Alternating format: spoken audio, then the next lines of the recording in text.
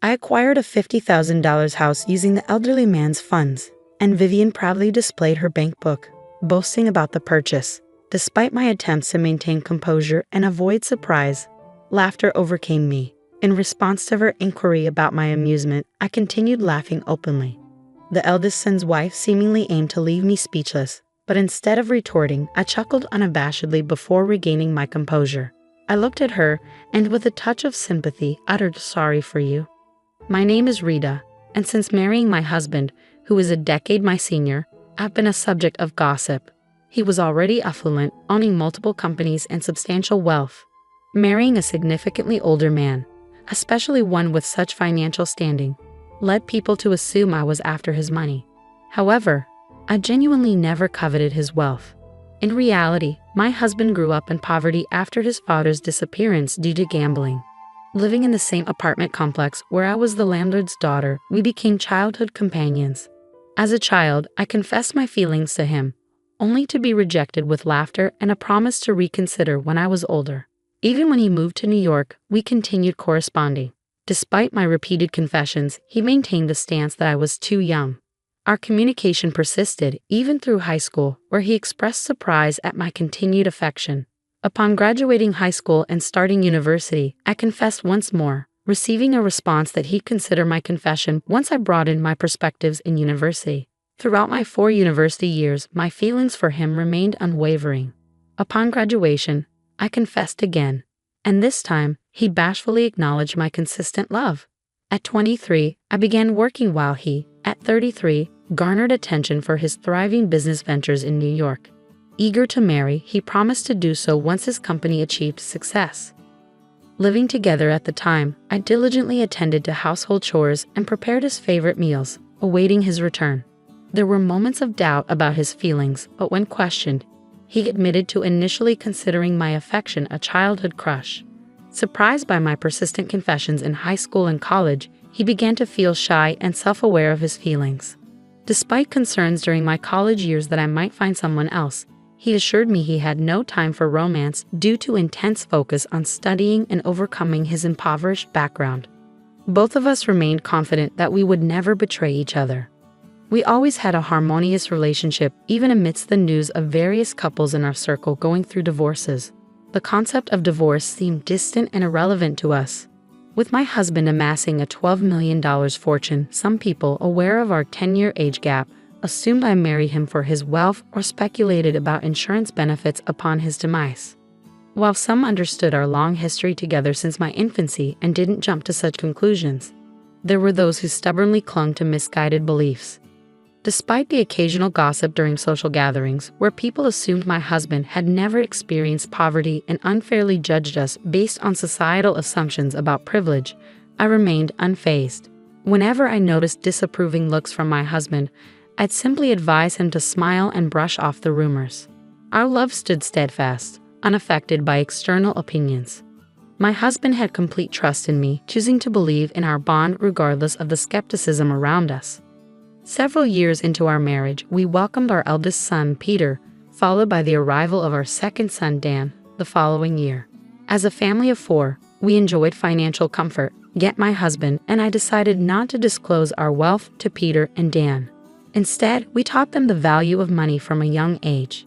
In elementary school, they earned 10 cents for assisting with household chores, received a monthly allowance of $1, and managed their finances through piggy banks and account books. Despite our financial stability, we instilled in them the unpredictability of the world and the importance of financial responsibility. Both Peter and Dan, influenced by our approach, learned to respect each other's interests. By the time they reached high school, instead of asking for pocket money, they expressed a desire to work for what they wanted. Peter took a job at a cafe, while Dan found employment at a bookstore. My husband and I eagerly anticipated their futures, sharing in the excitement of discovering the kind of people they would eventually choose as life partners. When I mentioned the possibility of them choosing same-gender partners or opting for a single life, my husband laughed, agreeing that their happiness was paramount. We shared a heartfelt laugh, acknowledging our simple wish for our son's happiness, not anticipating the surprise that awaited us when our eldest son expressed his intention to marry someone that left us exclaiming, "You're marrying her?" I want to introduce you to the woman I've been dating, Dad, Mom, and Dan. I'm considering marrying her in the future." Even after Peter and Dan graduated from university, started working, and moved out of the family home, we made it a point to have a family dinner once a month. During one of these dinners, Peter announced his decision, and both Rita, my husband, and Dan were already in a celebratory mood, expressing excitement about meeting her. That evening, Peter brought the woman in question to our house. Upon entering, she marveled at our home, expressing aspirations of living in such a fantastic house someday. She exclaimed how wonderful it was, and Peter watched her with a fond smile. When we greeted them, she introduced herself as Vivian, mentioning that she works as a model, although she uses a stage name. Curious, she asked if we knew her, and I admitted that I occasionally glance at magazines but don't pay much attention to the models. She nodded in understanding, suggesting that I might be too old to be familiar with the magazines she appears in. I was taken aback when she added that I might not read the kind of magazines she features in, given my age. Despite the initial shock, I realized she probably didn't mean any harm and was merely making a casual observation. She then asked if my marriage was arranged, to which I replied no, explaining that Peter and I had a love marriage. Vivian, in turn, shared that she and Peter also had a love marriage. Surprisingly, she questioned the longevity of our relationship, considering the 10-year age gap. Sensing a comparison between the lengths of our romances, I pointed out the futility of such comparisons and emphasized that we had a love marriage, just like she and Peter. However, she seemed skeptical and brought up the topic of money, insinuating that we might be pretending for financial reasons.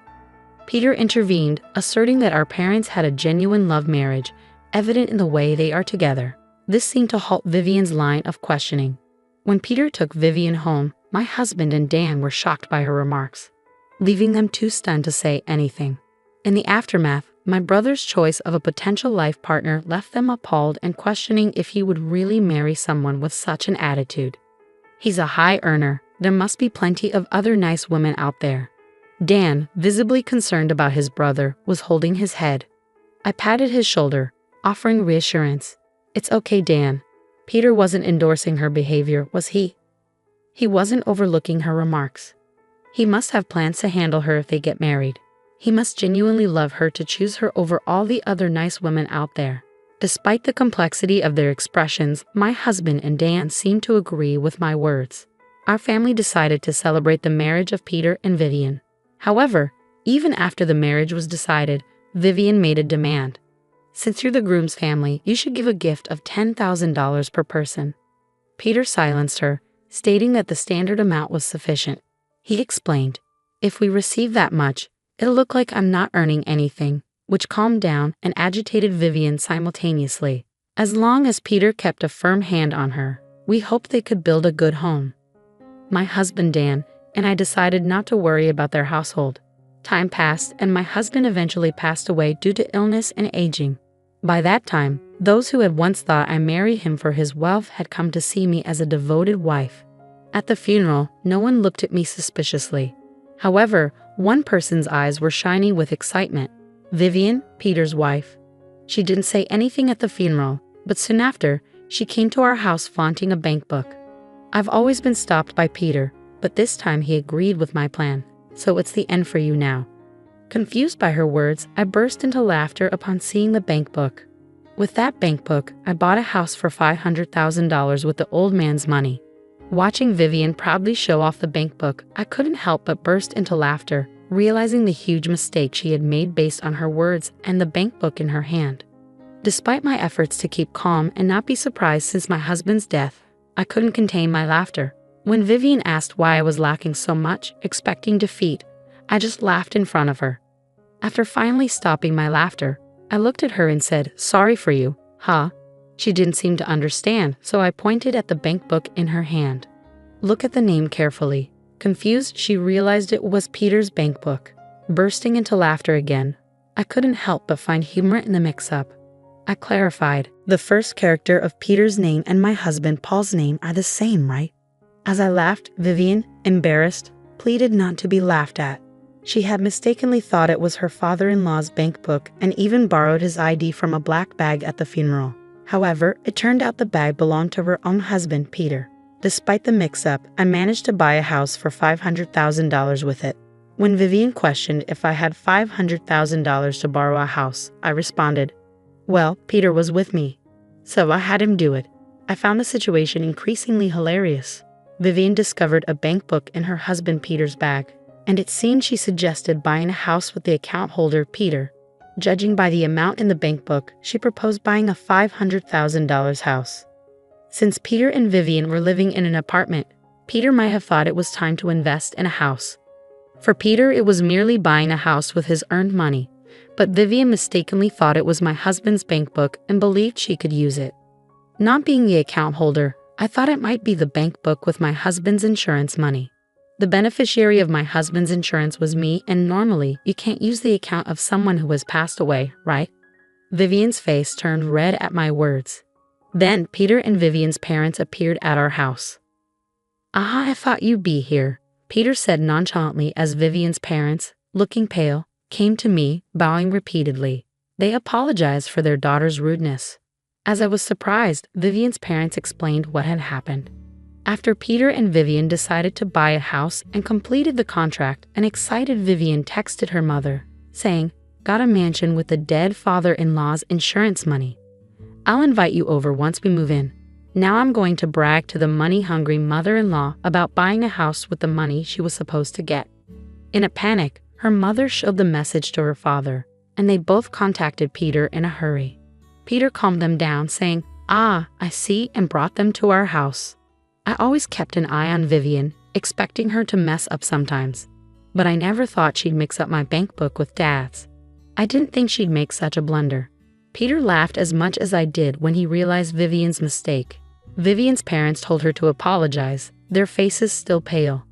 But Peter and I continued to laugh, creating a chaotic scene.